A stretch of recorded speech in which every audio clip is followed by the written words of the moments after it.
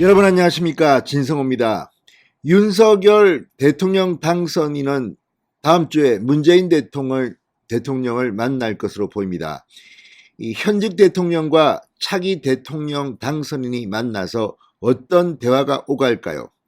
자, 이와 관련해서 나경원 전 의원이 방금 전 YTN 라디오에 나와서 꼭 짚어야 할 문제 하나를 짚었습니다. 문재인 대통령과 청와대가 지금 뭉개고 있는 거 하나를 지적했습니다. 나경원 전 의원의 이 지적은 상당히 중요합니다. 지금까지 전직 대통령, 특히 보수정당 출신 대통령들은 영어의 몸이 된 적이 많습니다. 전두환, 노태우 전 대통령은 물론 박근혜, 이명박 전 대통령이 그랬습니다. 그런데 지금 유일하게 구치소에 있는 수감 생활을 하는 사람이 바로 이명박 전 대통령입니다.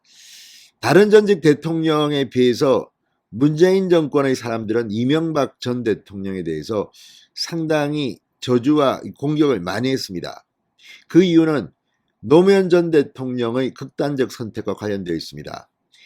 이명박 대통령 임기 중에 노무현 전 대통령이 검찰 수사를 받았고 그 과정에서 극단적 선택을 했다.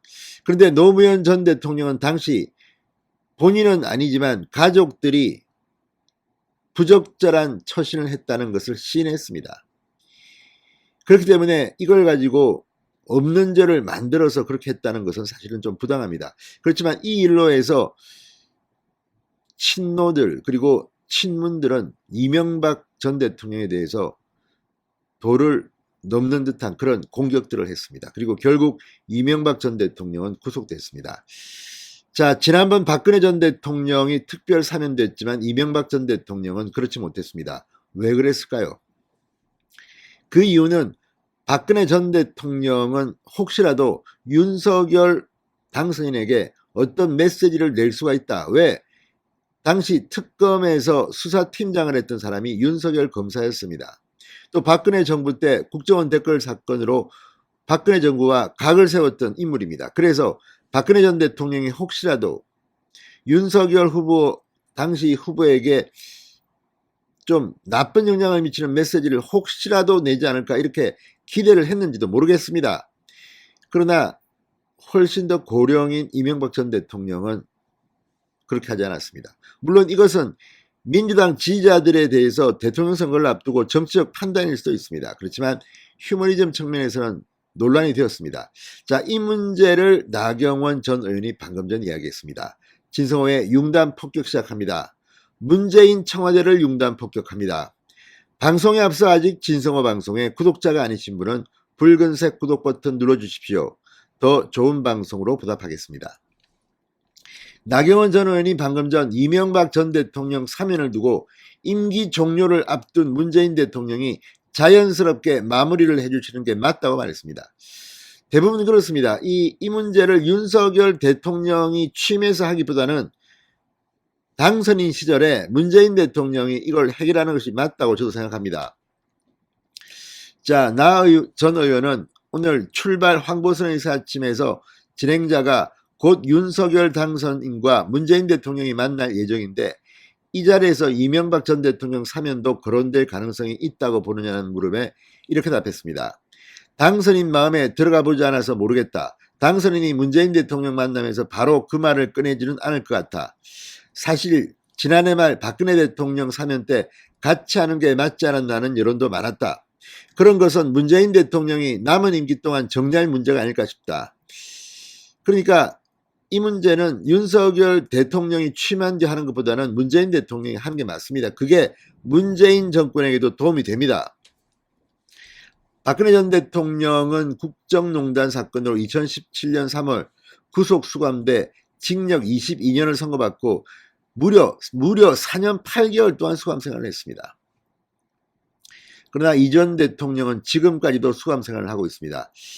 이에 대해 나경원 전 의원은 윤 당선인이 MB 사면을 꺼내지 않아도 문재인 대통령이 알아서 정리할 문제로 본다. 윤 당선인이 말씀을 드리고 안 드리고의 문제가 아니다. 임기 종료를 앞둔 대통령이 자연스럽게 마무리해 주는 것이 맞다고 생각한다. 자, 나경원 전 의원은 이 박빙의 결과 이 20대 대통령 선거의 표차에 대해서도 언급했습니다. 두려운 승리다. 적은 득표 차이로 겸손한 자세로 국민을 통합해 간다는 생각으로 국정을 운영하면 더 좋은 성과를 낼 수 있지 않을까 본다. 자, 그러면서 여소야대 정국에 대해서는 상임위원장도 대부분 민주당이고 굉장히 어렵다. 그만큼 여야 협치가 중요하다. 야당, 민주당도 반대만 한다고 해서 표를 얻는 게 아니기 때문에 앞으로 지방선거도 있고 2년 후 총선도 있어서 결국 국민들로 누가 명분을 얻고 마음을 얻는 문제다. 그런 과정을 잘해 가야 할 것이고 야당도 그런 면에서 협조할 것은 협조해 주실 것이라고 말했습니다.